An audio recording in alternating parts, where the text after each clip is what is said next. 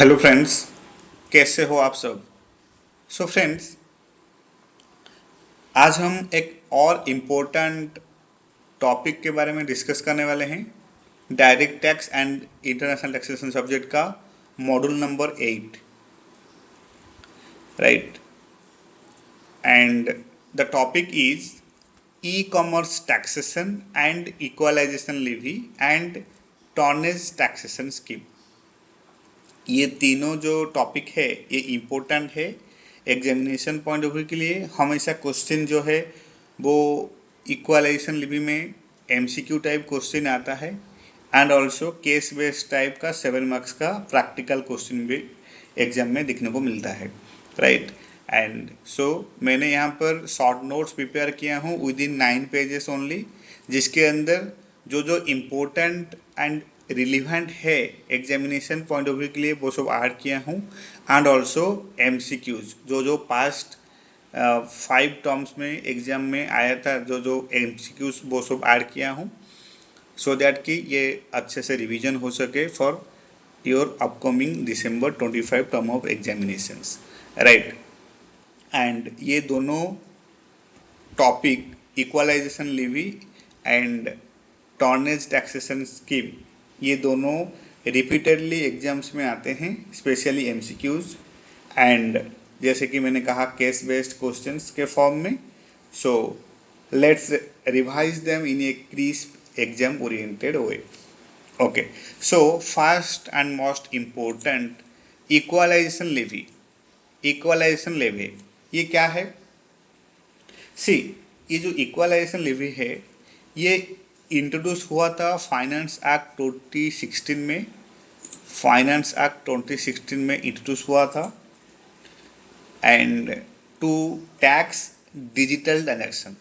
Digital transaction के ऊपर tax implement करने के लिए ये इक्वलाइजेशन लेवी फाइनेंस एक्ट 2016 में इंट्रोड्यूस हुआ था एंड इसका ऑब्जेक्टिव है to tax income accruing to non-residents from online services in India.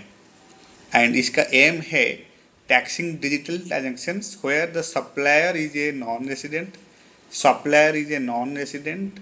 and does not have a permanent establishment in India इसको आपको याद रखना है, ये कॉन्सेप्ट है और इम्पोर्टेंट है for MCQ point of view, right. तो रेट ऑफ लेवी क्या है? सी, 2 टाइप्स ऑफ लेवी एप्लीकेबल होता है, चार्ज किया जाता है। One is 6% and another one is 2%। 6% कहाँ एप्लीकेबल होता है?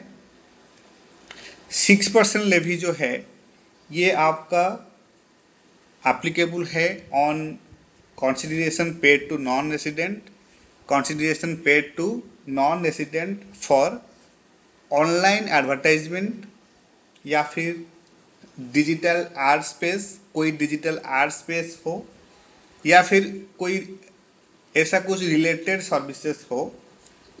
तो कौन पेयर होगा? इंडियन रेसिडेंट होगा, मतलब permanent establish PE of non resident, right. And इसका जो थ्रीशोल्ड लिमिट है 6% का, वो है 1 lakh per year per transaction for non resident deducted at source, like tax deducted at source. तो equalisation levy of 6% applies only if the annual payment for specified services exceed ₹1 lakh, otherwise 2% लगेगा। Levy of 2% applies if the annual turnover of the e-commerce operator exceeds 2 crore. Okay, right. So specified service जैसे कि मैंने discuss किया section 165 के हिसाब से online advertisement या फिर provision for digital advertising space और रिलेटेड सर्विस। और एग्जेम्प्टेड है, क्या क्या एग्जेम्प्टेड है? जैसे कि ट्रांजैक्शंस सब्जेक्ट टू रॉयल्टी और fees for technical services under A double taxation avoidance agreement, अगर DTAA के अंदर फॉल कर रहा है तो वो एग्जेम्पशंस है। non-residents with a permanent establishment in India if services are connected with PE. अगर कनेक्टेड है PE के साथ सर्विसेज तो वहां पर एग्जेम्प्टेड है. And e-commerce operator means a non-resident entity owning operating a digital platform for online sale or services. Right? तो e-commerce operator कौन होते हैं? As per e-commerce, a non-resident entity owning operating a digital platform for online sale or services. Important dates: levy under section 165A is payable quarterly. For example, by 7th July for the quarter ending 30th June. ये भी आपको याद रखना है, important है MCQ point of view. Okay. Penalty for non-compliance. Assessee failing to deduct or deposit the levy must pay the levy themselves and face applicable interest or penalty. Right? तो आपको याद रखना है 6% कहाँ applicable होता है and 2% कहाँ applicable होता है. 6% होता है equalization levy of 6% applies only if the annual payment for specified services exceed 1 lakh. MCQ point of view के लिए important है. And levy of 2% applies if the annual turnover of the e-commerce operator exceeds ₹2 crore. जहाँ 2 crore होगा वहाँ 2% लगेगा, जहाँ 1 lakh exceed होगा वहाँ 6% लगेगा. सिंपल. देन कुछ MCQs है डिस्कस करेंगे, जैसे कि what is the rate of equalisation levy for specified services under section 165. तो राइट आंसर होगा 6%. ये हमको पता है.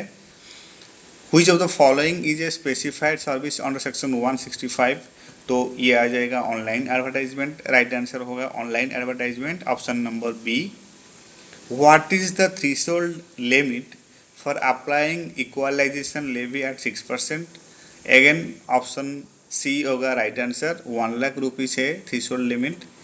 Which of these transactions is exempt from the equalization levy. जैसे कि अगर पेमेंट हुआ है फॉर रॉयल्टी जो कि डबल टैक्सेशन अवॉइडेंस एग्रीमेंट के अंदर फॉल कर रहा है तो वो एग्जेम्प्ट है फ्रॉम द इक्वलाइजेशन लेवी. ये आपको याद रखना है. Payment for royalty cover under double DTAA means double taxation avoidance agreement. तो ये आपका एग्जेम्प्ट है फ्रॉम द इक्वलाइजेशन लेवी. ये इंपॉर्टेंट है, ये MCQ आपको याद रखना है. देन आता है when must the equalisation levy under section 165A B deposited for the quarter ending June 30. तो ये होगा जुलाई 7th. Then which entity is classified as an e-commerce operator under the equalisation levy. तो ए नॉन रेसिडेंट जो कि managing a digital platform for online sales is called classified as an e-commerce operator under the equalisation levy in income tax act. A non resident जो कि digital platform को manage कर रहा है for online sales. Equalisation levy at 2% applies to which of the following. तो ये हमको पता है sale of advertisement space targeting Indian users. Right. Then कुछ प्रोविजंस है इक्वलाइजेशन लेवी का, जैसे कि processing and rectification of statement section 168 to 169.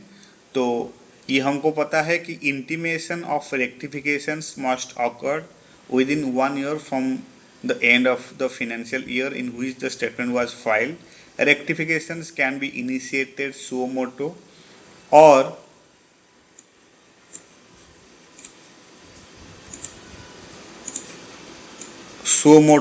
upon a mistake brought to the notice of the assessing officer. Any rectification increasing the taxpayer's liability requires a reasonable opportunity of being heard. Interest and penalty under section 170 to 172. Interest क्या है?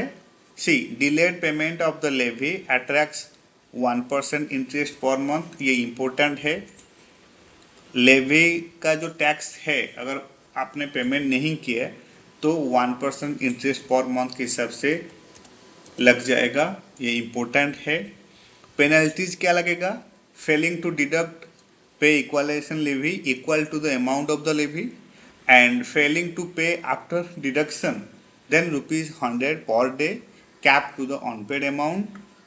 Failure to furnish statement, ये भी 100 rupees per day के हिसाब से लगेगा, right. Then appeals and prosecution.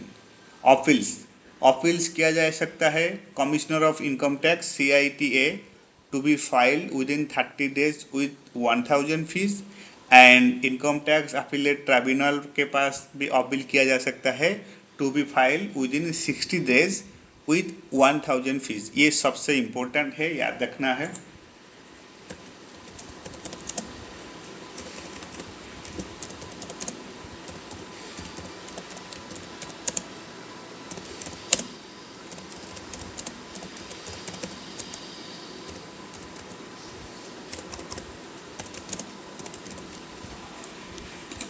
Right. Appeals and prosecution section 173 177 CIT के पास appeal किया जा सकता है within 30 days with 1000 requisite fees and income tax appellate tribunal के पास भी फाइल किया जा सकता है appeal within 60 days with ₹1000 fees. False statement अगर हुआ तो वहां पर punishable by up to 3 years imprisonment and a fine. However, prosecution requires prior approval from the chief commissioner. Then आते हैं सेकेंड मोस्ट इंपोर्टेंट टॉपिक जो कि है tonnage tax scheme. Tonnage tax scheme,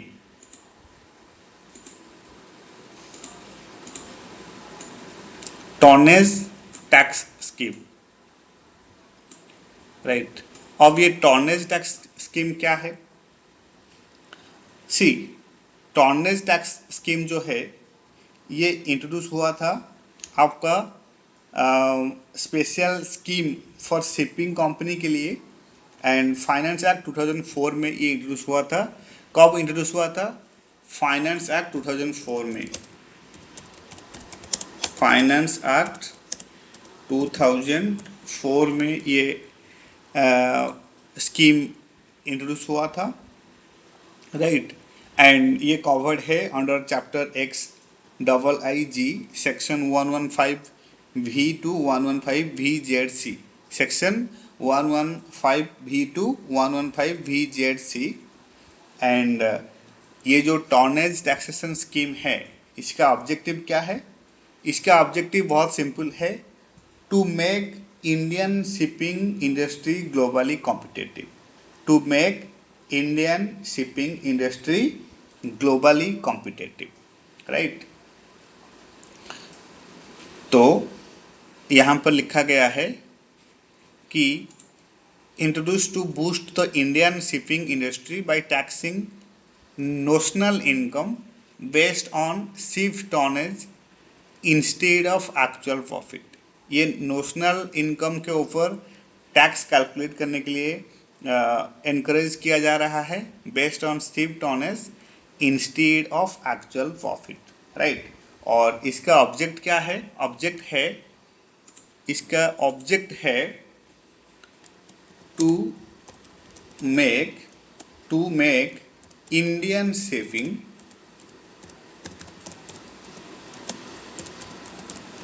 industry globally competitive,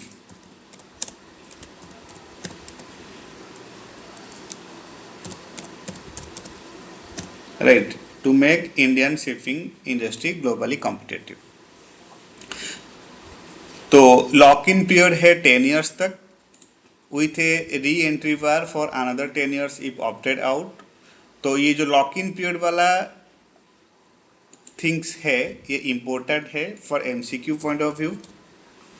and income is tax at corporate rates irrespective of losses. Income tax जो है वो corporate rate के हिसाब से लगेगा, आपके चाहे लॉसेस हो या नहीं, राइट। क्वालिफाइंग क्राइटेरिया क्या है? क्वालिफाइंग शिप कैसे माना जाएगा? See it must be a seagoing with a minimum tonnage of 15 tons, 15 ton का मिनिमम टॉनेज कैपेबिलिटी होना चाहिए। एंड इसके अंदर एक्सक्लूड हो जाएगा fishing vessels, pleasure crafts, harbour ferries and offshore installations.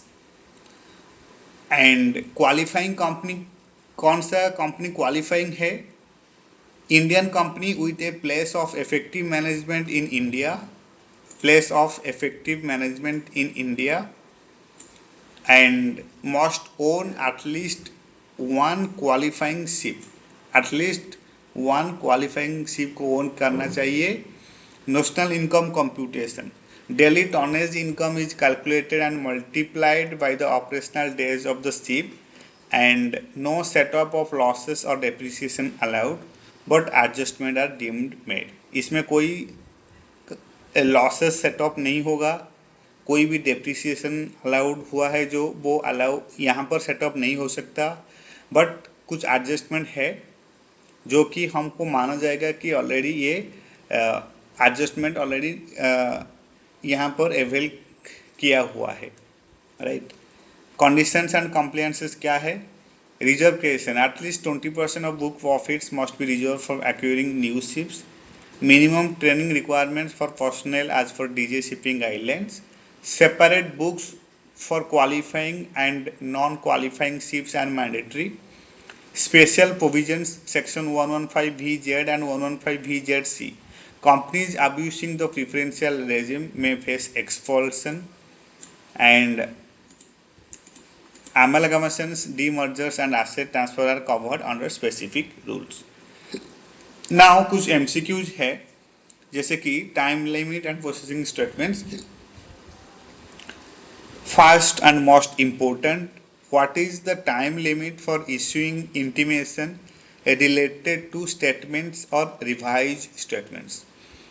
तो options are 6 months from the end of the financial year, 1 year from the end of the financial year, 2 years from the end of the financial year, या फिर no time limit. तो इसका right answer होगा 1 year from the end of the financial year. Second, who has the authority to design a scheme for the centralised processing of statement?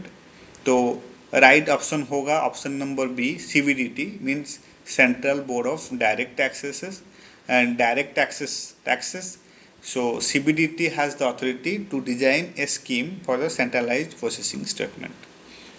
What is the main objective of centralized processing statement? To determine tax payable or refund due। Simple, to determine tax payable or refund due। Then rectification of mistakes का question है, what is the time limit to rectify a mistake in an intimation under section 168? तो time limit होगा 1 year, ये correct answer है option number B. Can an assessing officer rectify a mistake suo motu? Yes, assessing officer के पास ये मतलब power है to rectify any mistake suo motto.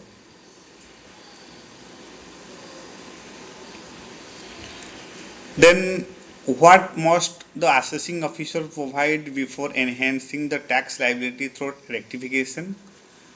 So right answer होगा a reasonable opportunity of being heard।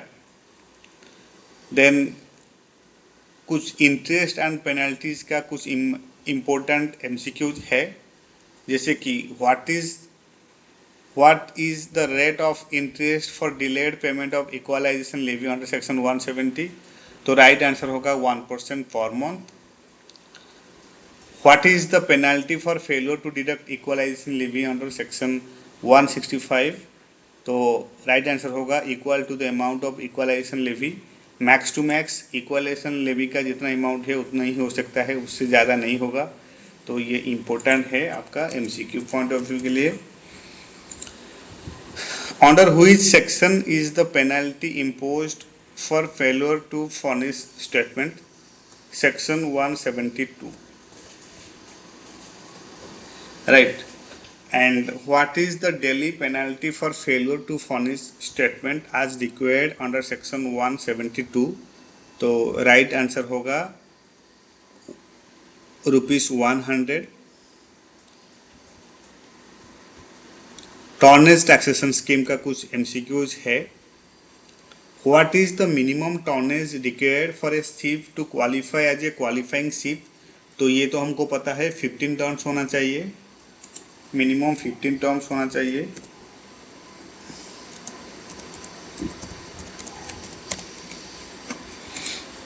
And which type of ship is excluded from the tonnage taxation scheme? तो right answer होगा factory ships. What is the lock-in period for a company that opts for the tonnage taxation scheme? तो right answer होगा 10 years। Right answer होगा 10 years। Lock in period कितना होगा to opt for the tonnage taxation scheme? तो right answer होगा 10 years। ये भी important है, आपको याद रखना है।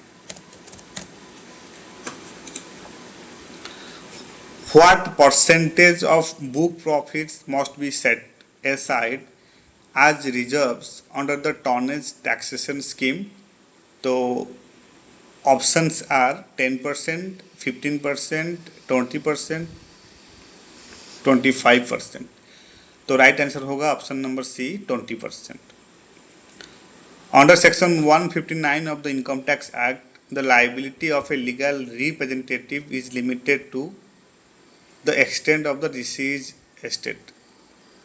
If a legal representative disposes of an asset of the deceased without settling tax liabilities, their personal liability is limited to the value of the asset disposed. Under section 168, the income of the estate of a deceased person is taxed in the hands of executor as an individual or association of persons. Which section deems every representative assessee as an assessee? तो ये section 160 के अंदर है, deems every representative assessee as an assessee। Under section 179 के अनुसार directors of a private company are liable for unpaid taxes of the company jointly and severally unless proven not responsible for non-recovery. So option number A will be the right answer. In case of liquidation, the liquidator must notify the assessing officer within how many days of appointment? तो ये right answer होगा 30 days. 30 days. Under section 162, a representative assessee can retain amounts equal to estimated tax liability. Section 166 allows for direct assessment of the person benefiting from the income. Right. So this is it all about equalization levy, tonnage taxation scheme and e-commerce. तो मैंने short notes prepare किया था for better revision at examination time and also जो important MCQs था वो मैंने discuss कर दिया। बहुत इंपॉर्टेंट टॉपिक है, श्योर शॉर्ट क्वेश्चन एग्जाम में आता है, case based type question and also in MCQs. Right, इसको 2 to 3 टाइम्स अच्छे से रिवीजन करना है सो दैट हम इस टॉपिक के ऊपर जो क्वेश्चन आए हम इजीली अटेम्प्ट कर सकते हैं। Right, so this is it all about from my side. Thank you so much for your time. Thank you so much for your support and happy studying.